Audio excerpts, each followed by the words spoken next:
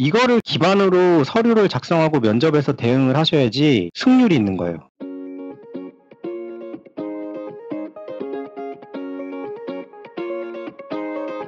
안녕하십니까. 여러분의 취업과 이직, 커리어를 위해 영상을 찍고 있는 커리어의 곰돌이 아저씨입니다. 오늘은 GS 칼텍스 상반기 신입 공고를 한번 분석을 해드릴 거예요. 공고를 어떻게 분석하는지 그냥 한번 맛배기를 보여드리는 거니까 꼭 이게 GS 칼텍스를 지원하신 분뿐만 아니고 다른 분들도 이렇게 공고를 분석을 해야 되는 거구나 라고 생각을 해주셨으면 좋겠어요. 일단 일반직이고 리테일 영업 마케팅이랑 영업시설 관리 이렇게 돼 있습니다. 일반직이 무슨 뜻이냐? 기술직이라는 게 있을 수 있어요. 그건 사실 중요한 정보는 아니에요. 오히려 중요한 정보는 이런 거죠. 한 줄 한 줄 분석을 한번 해드릴게요. 제가 실제 컨설팅을 할 때는 엄청 디테일하게 분석을 하거든요. 미리 막 엄청 찾아보고 하는데 이번에는 그냥 가볍게 설명을 드릴 거예요. 일단 제일 먼저 해야 될 거는 이 GS 칼텍스라는 회사가 도대체 돈을 어떻게 버느냐 이거를 아셔야 돼요. 이건 굉장히 여러 가지 블로그나 아니면 유튜브에서 설명을 하고 있는데 결국 원유를 사와서 그거를 분별 중류해서 나눠서 파는 거죠. 쉽죠? 이거를 일단 인지를 하고 얘를 분석을 해 들어가야 됩니다. 주유소 충전소 대상 판매 및 영업 지원, 마케팅 프로모션 기획 운영 및 제휴 개발, 주유소 네트워크 수익 모델 개발 관리. 도대체 이게 뭔 소리냐? 하나하나 설명을 드릴게요. 여기 보시면 이것도 굉장히 쉽게 찾았어요. 정유 4개사의 주유소 현황을 보시면 말을 보면 알 수 있죠. 지경이 빨간색, 자영이 회색이에요. 지경이란 얘기는 쉽게 얘기해서 GS가 직접 자기들이 소유를 하면서 돌리는 그런 주유소를 얘기를 하는 거고, 자영이란 얘기는 이 사람들은 독립적인 사업주인 거예요. 근데 GS 칼텍스라는 포를 달고 있는 거죠. 이게 이제 2011년 자료입니다.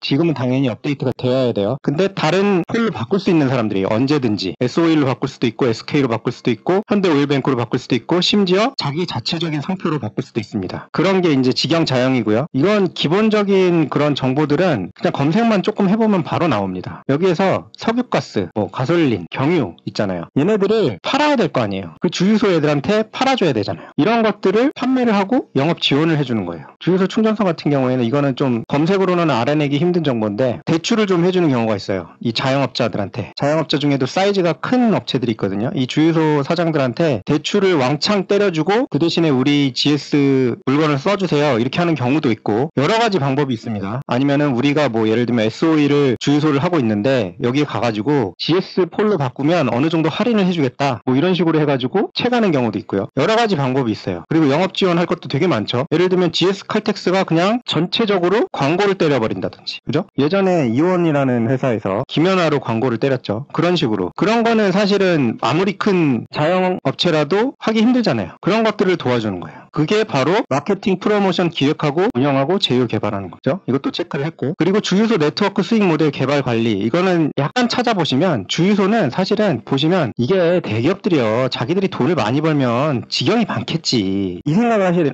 잠깐만, 지경이 왜 이렇게 작지? 이 생각을 해보셔야 되는 거예요.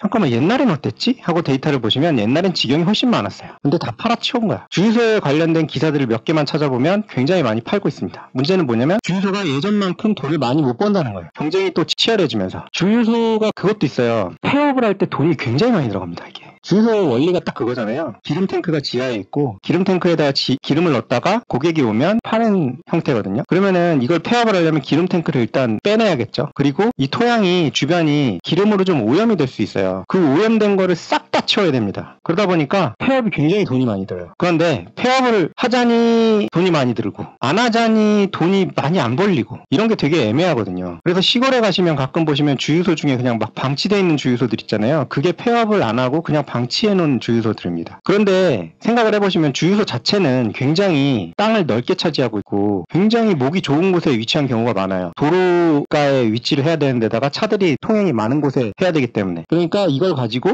예를 들면 여기에 맥도날드라든지 버거킹 이런 애를 같이 입주를 시킨다든지 아니면 스타벅스를 입주를 시킨다든지 이런 식으로 수익 모델을 개발을 하고 거기에서 돈이 얼마나 벌리는지 이런 거를 검토를 하는 겁니다. 그게 리테일 영업 마케팅인 거고, 이거를 기반으로 서류를 작성하고 면접에서 대응을 하셔야지 승률이 있는 거예요. 이거 없이 그냥 막 집어던지면, 그러니까 막 똑같은 이력서 자소서를 그냥 모든 회사에 다 뿌려버리면 그 회사들은 그냥 넘어가요. 그냥 이거 유니버셜 자소서구나. 유니버셜 자소서라는 게 아무데나 다 말이 되는 그런 자소서들은 그들도 딱 보면 알아요. 얘 지금 돌려막기 하고 있네. 우리 회사에 별로 관심 없네. 그러니까 이 회사의 비즈니스 구조를 보고 내가 이 회사의 비즈니스 구조에서 리테일 영업 마케팅을 할 때 어떤 도움을 줄 수 있는지를 생각을 하셔서 서류를 작성을 하셔야 됩니다. 그리고 근무처도 되게 재밌는데 본사 및 지사예요. 이제 우대사항에 이제 재밌는 정보가 있습니다. 본사 및 지사가 있어요. 어허. 제 경험상 그리고 주변에 굉장히 많은 케이스를 보면 서울을 굉장히 선호합니다. 모든 신입사원이. 그렇기 때문에 지사라고 딱 박아놓은 거고요. 제 말이 틀린지 한번 봅시다. 일단 공통 필수 요건은 뭐 졸업 예정자고 뭐 입사 가능자, 그러니까 뭐 8월 12일날 입사 안 하면 굉장히 불이익이 있을 수 있다. 그리고 병역하고 군 면제자. 이거는 군 면제자인 경우에는 솔직히 말씀드리면 손해를 볼 가능성이 있어요. 왜냐면 군 면제라는 게 요새 쉽지 않기 때문에 도대체 왜 면제를 받았는지를 일단 굉장히 자세히 볼 거고, 그랬을 때 조금 좀 이상한데 라고 하면 이게 좀 불이익을 받을 수도 있습니다. 그런데 누가 봐도 이유가 명확하다. 그러면 사실은 뭐 그거는 문제될 게 없죠. 그래서 병역필이라는 거는 그런 의미로 보시면 되고, 뭐 그래서 여성이면 뭐 손해를 보느냐, 제 생각에는 왜냐면 여성에 대해서 손해를 입히면 회사들이 착해서 그런 게 아니고 진짜 일 잘하는 여성이 있잖아요. 그 사람들을 여자라는 이유로 안 뽑으면 자기들이 손해를 본다는 거를 굉장히 오랜 기간에 걸쳐서 특히나 대기업들은 경험을 했어요. 그렇기 때문에 이거는 걱정을 안 하셔도 되는데, 어쨌든 군 면제 같은 경우에는 뭔가 명확하게 이유를 제시를 하는 게 좋다. 그리고 뭐 해외여행 결격 사유가 없는 자, 범죄 이력을 걸러내기 위한 목적이 꽤 큽니다. 그리고 경제, 경영, 기술 트렌드에 대한 전반적인 이해도 보이자. 이거를 필수 요건에다 썼다는 건 인사팀이 굉장히 답답했다는 얘기예요. 한마디로 욕 많이 먹었다는 거야. 왜 신입이 아무것도 모르냐 이런 식으로, 왜 우리 회사의 비즈니스 구조를 아무것도 모르냐 이런 식으로 했다는 거예요. 우대사항은 진짜 말 그대로 우대를 해주겠다는 거예요. 필수 요건은 이게 있어야지 내가 뽑겠다 이런 거고, 우대사항은 이렇게 있으면 우대를 해주겠다거든요. 상경 및 공학계열 전공자. 의외로 영업인데 공학계열 전공자가 있습니다. 왜냐면 기술이 들어가요. 여기에도. 왜냐면 안 가할 것 같지만 주유소도 고객들의 컴플레인이 들어옵니다. 야, 너네 탱크 관리 제대로 한 거야? 야, 너네 수분 유입된 거 아니야? 왜 차가 이렇게 빌빌대? 왜 이렇게 연비가 안 나와? 이런 식으로 컴플레인이 들어오면 그거를 이해를 하고 GS 칼텍스 내부의 연구소라든지 아니면 외부 연구소를 이용을 해서 시험 결과값을 다시 준다든지 이런 식으로 대응을 해야 되기 때문에 공학계열 전공자를 선호하는 경향이 있어요. 물론 상경계열도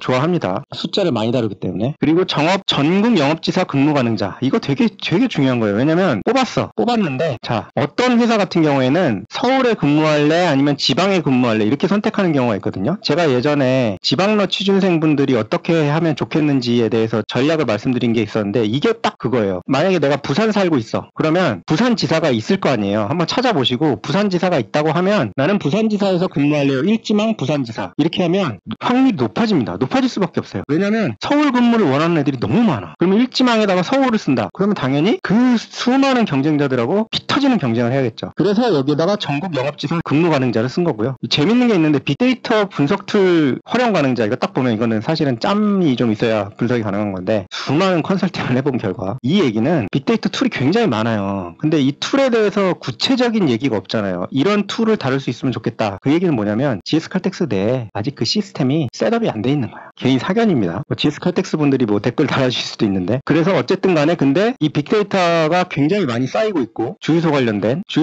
뭐 전국에 있는 주유소 충전소 뭐 가격을 이렇게 바꿨더니 뭐 고객이 어떻게 되더라 이런 정보들이 엄청나게 많을 거 아니에요. 마케팅 이렇게 뭐 광고를 때렸더니 사람들이 들어오더라 안 들어오더라 이런 정보들을 다뤄서 의미 있는 데이터를 뽑아낼 수 있는 그런 사람을 원합니다. 하지만 그냥 말 그대로 막연하게 툴 활용만 가능하면 된다. 그러면 우대해주겠다. 당연히 관련된 자격증이나 아니면 교육을 들었으면 더 유리한 조건에서 경쟁을 할 수 있겠죠. 이게 이제 리테일 영업 마케팅이고요. 영업시설 관리에 대해서는 보면 영업 현장 정비 시설 관리 및 고도화, 이거 한번 생각해 보시겠어요? 이거 말 자체가 굉장히 중요한데 영업 현장이라고 썼잖아요. 아까 여기 뭐라고 돼 있어요? 주유소 충전소라고 돼 있었죠. 그런데 영업 현장이라고 돼 있어. 이 얘기는 뭐냐면 이게 뭐 가솔린하고 경유를 파는 곳이 주유소라고 하면 이것뿐만 아니고 등유도 팔아야 되고, 등유도 팔죠.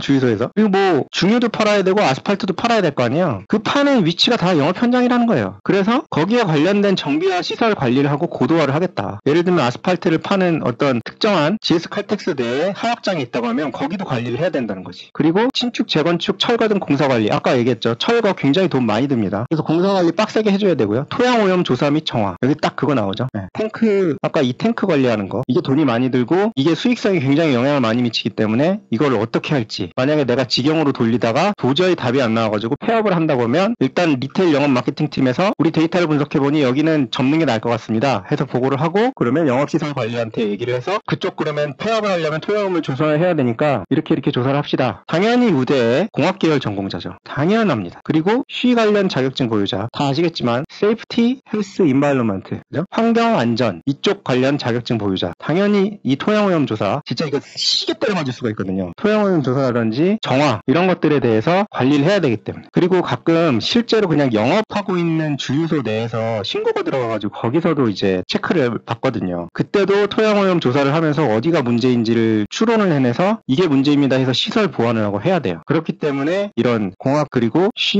관련 전경 자격증 보유자들이 유리할 겁니다. 그리고 뻔히 아시겠지만 GS 칼텍스는 연봉이 높기 때문에 아마 거의 자격증 다 달고 영업시설 관리에 지원을 하게 될 거예요. 왜냐면 그게 게다가 또 서울 본사잖아요. 이러면 경쟁률이 진짜 치열합니다. 이거를 생각을 한번 해보시고 이렇게 분석을 하게 되면 여러분들의 그 강점들이 있을 거잖아요. 그 강점이랑 연결을 시키면 이제 서류 합격률이 올라가게 돼요. 자, 전형 절차는 워낙 뻔하기 때문에 뭐 딱히 다르지도 않아요. 넘어가도록 하고요. 이거를 한번 말씀을 드리고 싶어서 여기다 이제 표시를 해놨는데 지원서에 허위 사실을 기재할 경우 합격이 취소될 수 있습니다. 이거를 우습게 보고 모 컨설팅 업체나 이런 애들은 괜찮다. 그냥 구라쳐도 된다. 이렇게 얘기하거든요. 이거 실제로 합격 취소되는 경우가 있어요. 진짜로. 그러니까 시도조차 안 하는 게 좋아요. 왜냐면 내 시간 날리고 이거는 진짜 엉망진창이 되는 거야. 커리어가. 완전 꼬이거든요. 그러니까 이게 그냥 우습게 보지 마시고 그 인사팀들이 또 몇십 년 이렇게 막 해먹고 이런 분들은 딱 보면 대충 각이 납니다. 그리고 그 실무팀장들 같이 일 시켜보면 대충 얘가 분명히 이런